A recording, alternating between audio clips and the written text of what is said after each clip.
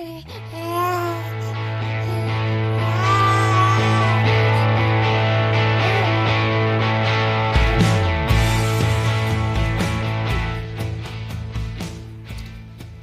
to the Aging Well podcast. I'm Jeff Armstrong here with Corbin Bruton. In this and the episodes that follow, we will share candid discussions on aging and hear from the experts. We are here to inform and encourage as we experience, well, aging.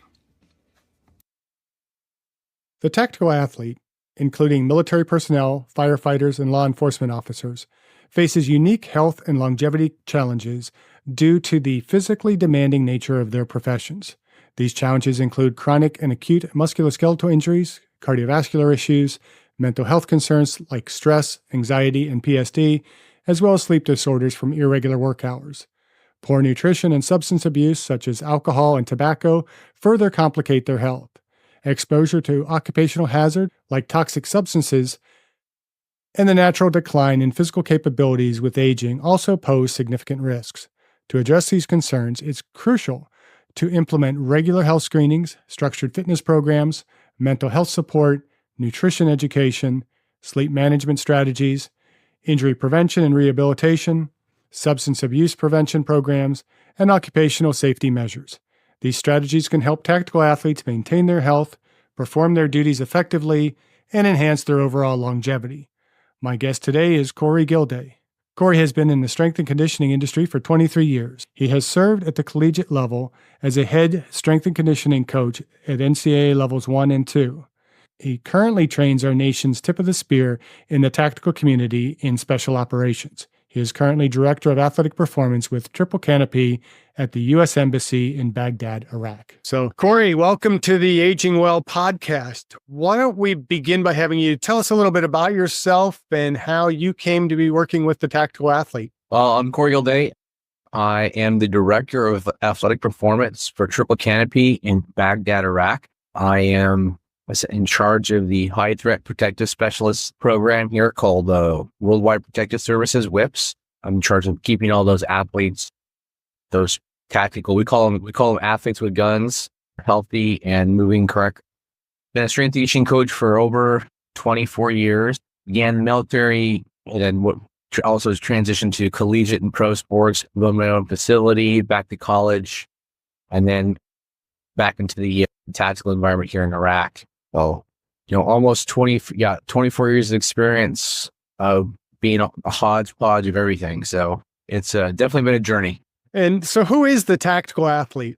Oh, I mean, so in my regards, my guys are individuals that need to have the physical fitness to be able to egress from a vehicle, be able to wear 30 to 40 pounds of gear, sometimes on a inconspicuously in a suit environment, be able to assess threats, move well, and be in shape enough to engage a target with a firearm without their heart rate going crazy, running across, getting principals back at, safely to and from venues. And if anything happens, being able to do it quickly and mix and repeat. But tactical athletes, they're not, everyone just thinks, oh, when you hear tactical athlete, we think about Navy SEALs or Army Rangers or Recon Marine.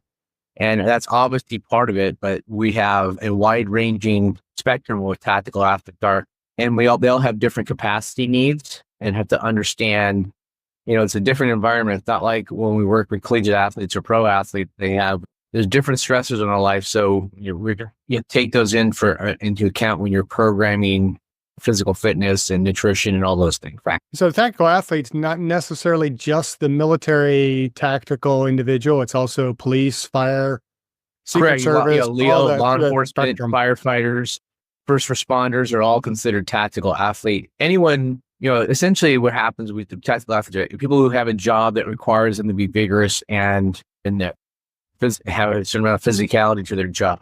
So, and that's why these programs exist, to make sure that we're leading to the resiliency of the force. That's a big thing, that word right there, resiliency of the force, is making sure that the people we train, we can keep them healthy and functional so that they can do their job. So what are the challenges that are faced by the tactical athlete, especially as they're trying to age well in their careers?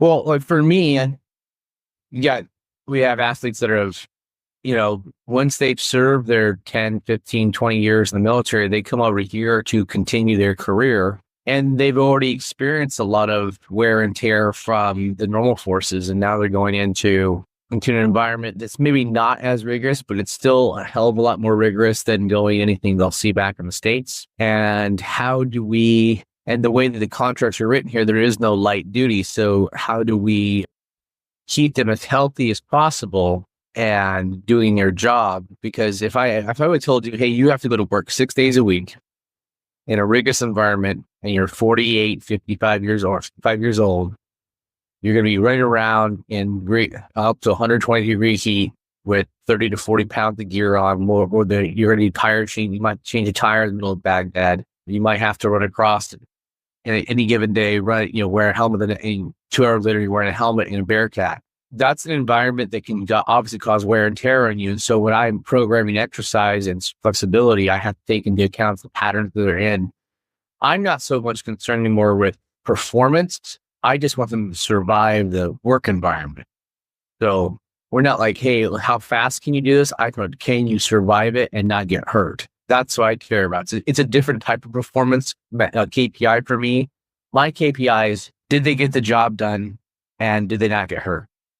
That's my KPI. And so what are some of the common injuries and kind of wear and tear that you have to deal with these individuals? We get a lot of lower back, a lot of shoulder, and a lot of lower calf. I would say that lower back's probably number one, lumbar sciatic area. And then we have calf areas. And the calf one is not surprising to me because, once you go over the age of 35, the risk for Achilles tendon rupture exists. And so we do see Achilles tendon ruptures. Quite often, we see dysfunction within that tendon a lot.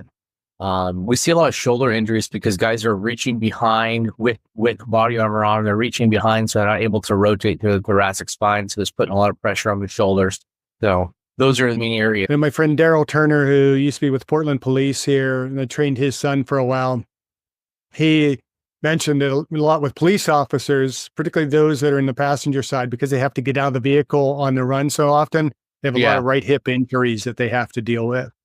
Right. I mean, we're trying to get people to alternate where they sit so we can balance off load. And these guys look at us like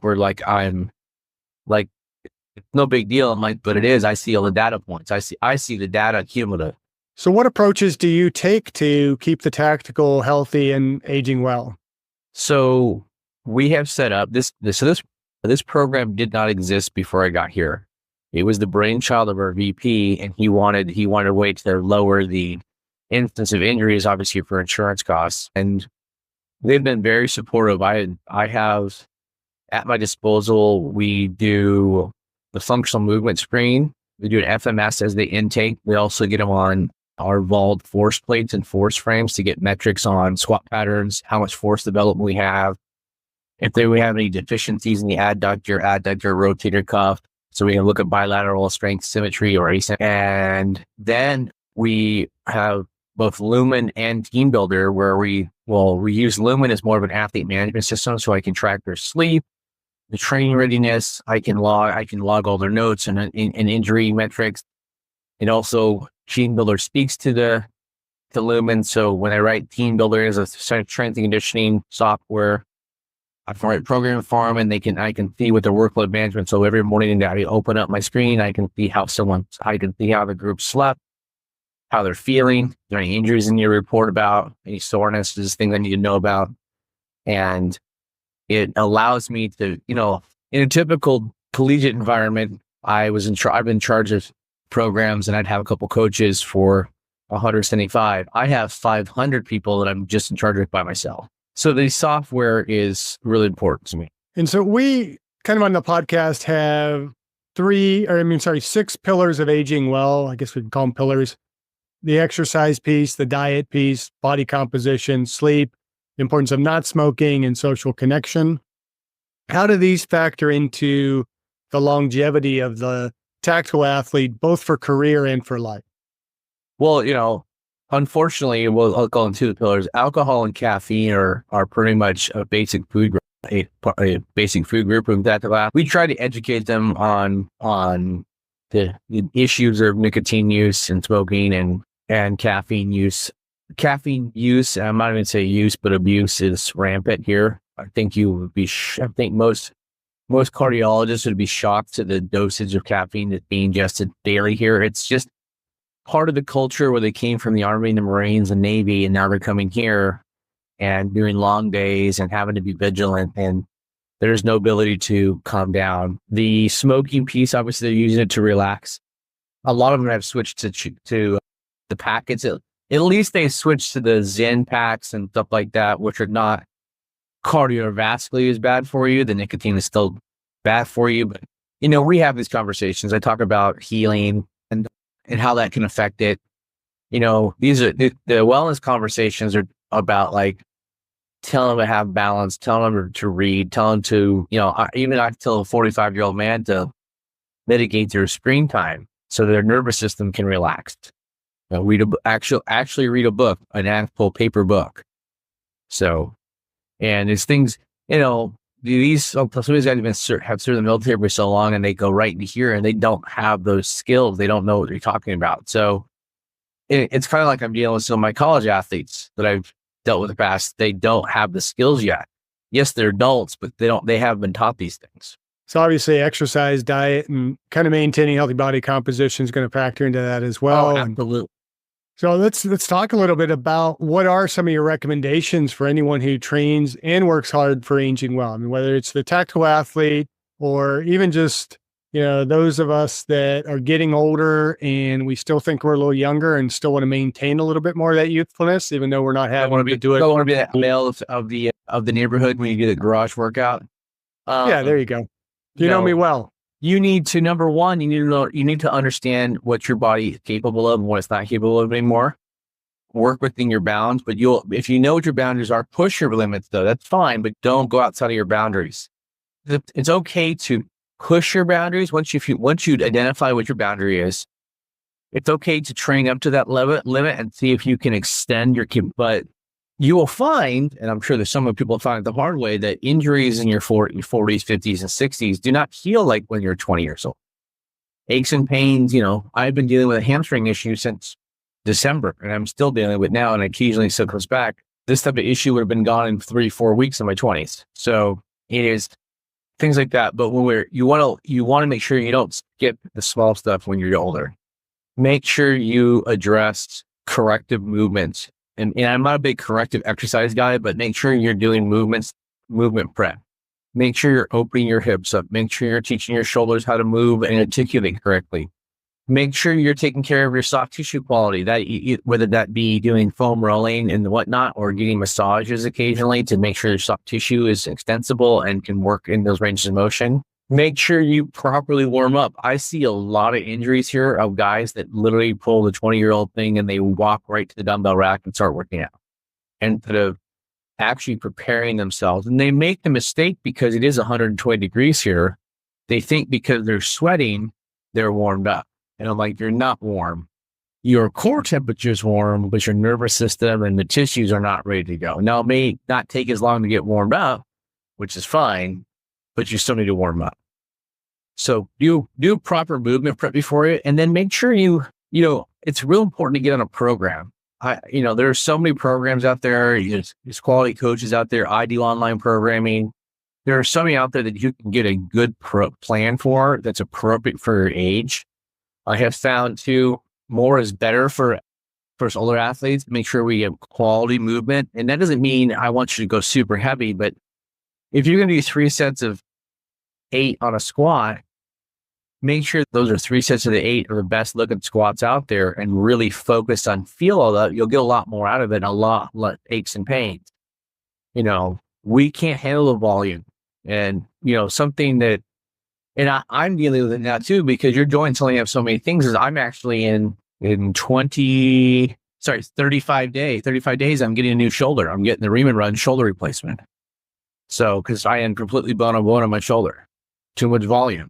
So, and there's plenty of people on the ground here that have replaced joints And you got to be aware of that. You hear the old adage, you only have so many movements in your joints. And sometimes that's going to give out on you when you don't want to give out on you. So. And that kind of brings me off topic a little bit, but to one of my pet peeves that I've often expressed to my students, and that is this notion that train like an athlete. You hear this a lot in the fitness industry now, that, train like an athlete. And there are certain styles of training, I'm not going to mention any in particular, but you probably know who I'm talking about, that really like overstress the body to a point. And people think that, you want to be in the shape of an athlete, but they don't realize the abuse that an athlete is taking in order to get to that excessive level of performance.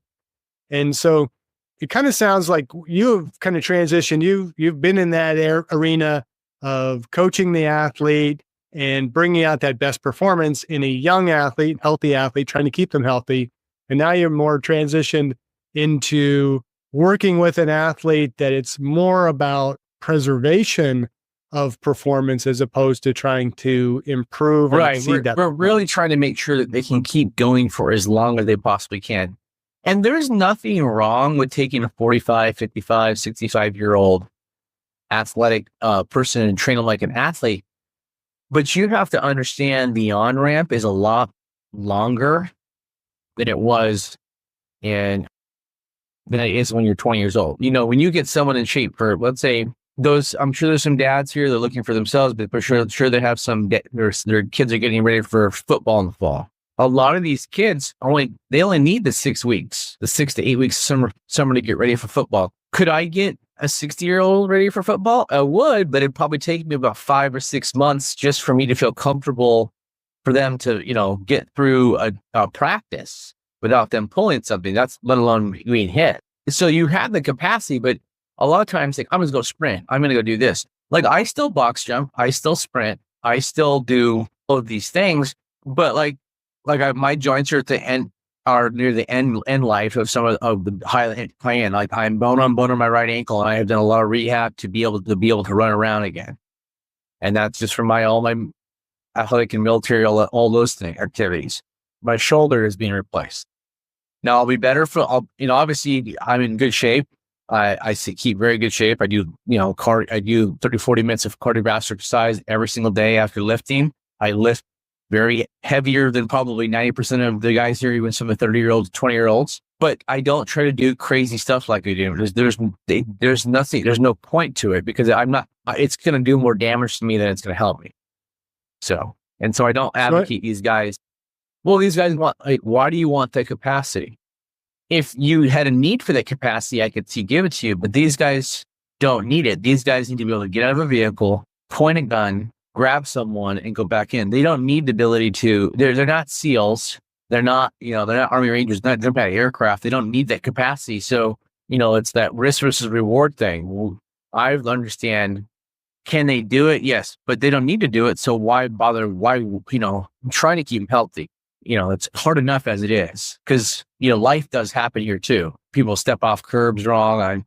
I'm responsible for any injury that happens on the premises here. So what's a typical day of training look like? There's no typical day. Like today was just answering emails and going through programming. To tomorrow, I have a bunch of one-on-one sessions with different people and sitting down and writing programs for people. I kind of wear an athletic training hat here too. I kind of assess, hey, my knee hurts from squatting. And then kind of look at what they're doing for squatting. And we go through and we'll go, we need to fix this and stretch this and do this and try not to, I'm not a physical therapist, so I'm trying not to get too into that lane. I'm trying to really stay in my lane here, but we also are setting up a recovery zone here where we have this week. Part of my thing is to set up a cold plunge and Normatec compression sleeves and the game ready ice sleeves and have a body tempering table. So we're having all the recovery zones, teach these guys how to take care of how to learn how to recover correctly. So my day is different every single time. What are some of the exercise prescriptions that you're kind of instituting for some of these athletes? Typically I'm doing, I built some corrective movement based off the functional movement screen, correctives for those. And I'll prescribe a thoracic day. I'll prescribe a lower lumbar hip complex day. And I'll prescribe a calf and extremity day on top of their normal lifts. Typically I do a lot of APRE lifting and then some triphasic training for the guys based off Cal Needs, and I just lower the volume on it. It allows them to lift heavy, but it also allows them to have to focus on different tempos and eccentrics and isometrics, which helps calm them down a little bit and keeps it healthy. The one thing I got here when I got here, and I didn't tell people what they did was wrong. I just looked at their programming and I noticed there's a lot of unbalanced programming, a lot more pushing than pulling. So obviously I was trying to balance off programming to make sure the shoulder girdle was hit. Obviously not a lot of calf or hamstring work. So a lot of that too is education, because guys are not required to use me. And this is an optional program. So a lot of it is inputting to their program and giving them solutions, micro solutions to their program. Spending time in the gym, and it's kind of hard too because they want me in the gym, but I don't want to be that guy. Hey, you're doing that wrong. I don't want to be that guy. So I'm trying to create those conversations with each guys. So can you kind of break down a typical weekly program for somebody that's listening that maybe doesn't know all the terminology quite as well and is like, hey, I want to try and train like a tactical athlete? Well, again, all my guys are at different levels. Like I do have some 20-year-olds, 25-year-olds, and I do have some 65-year-olds, but typically on a 3-day a week split, we're going to come in, they're going to come and do 3 or 4 movements of movement prep. They're going to go do some foam rolling to work on some problem areas that are hyperactive. They're going to do a dynamic warm up. And then Monday, they'll probably do a lower body push, quad dominant with some upper body vertical push pull, which is like pull ups, lat pull down, overhead press. And then there's some and then probably 2 or 3, maybe a total of 6 to 8 sets between those patterns. And then an anti-extension core 2-3 exercises, core, and then they'll finish off in the conditioning, whether it's they're doing a steady state zone 2. We do the 80-20 here as well. 80% zone 2 and then 20% at the VO2 or zone 5 or their HIIT training. And that was a big change too. A lot of guys they were doing HIIT every day.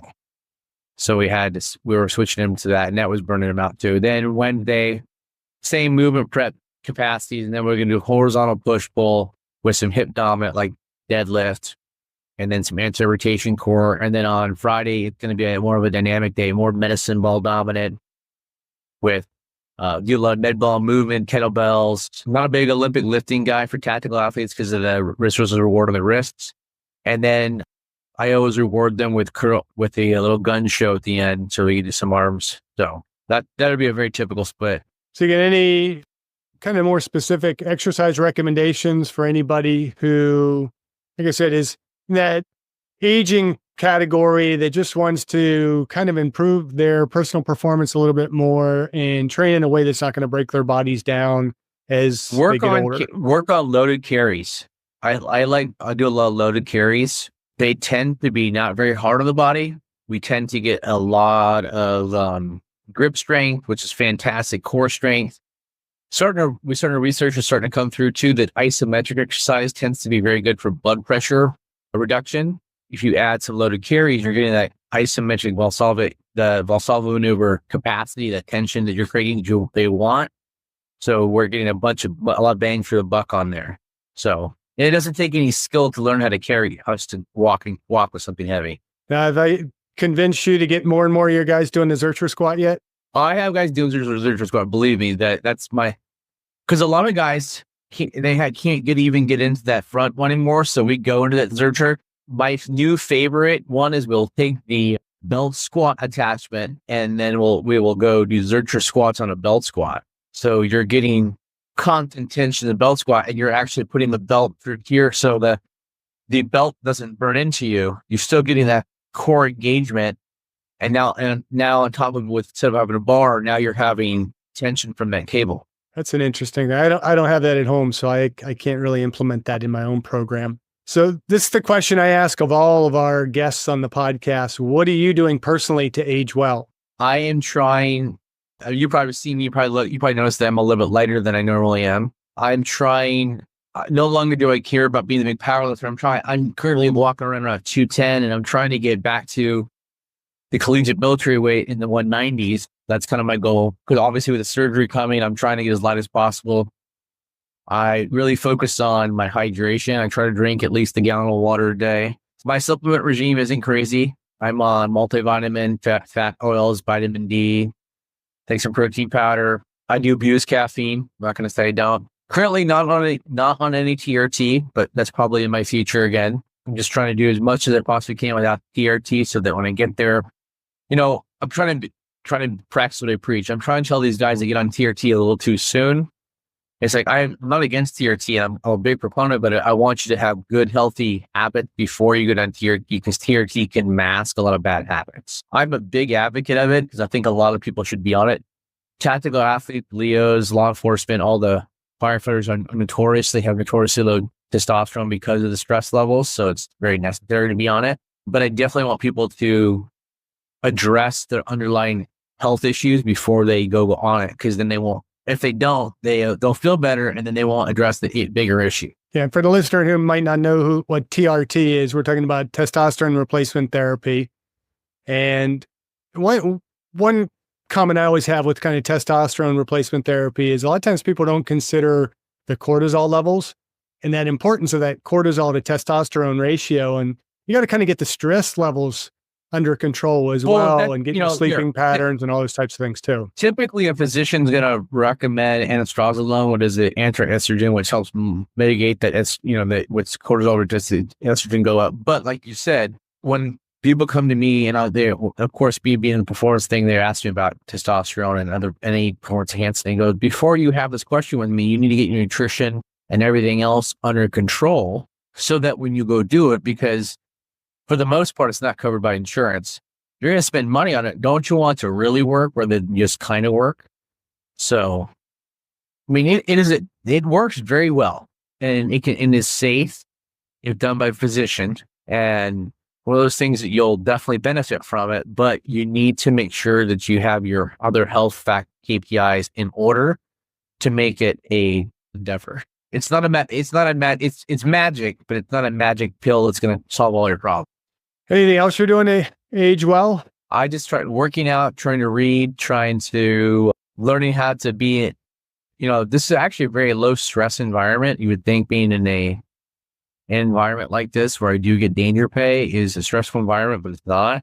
When I get to go home, which I go home in about 20 days to see my family, I try to just embrace that. And it's really nice because I don't have, and before when I owned a facility, I was never off, and now I can truly be off for 30 days and enjoy my family.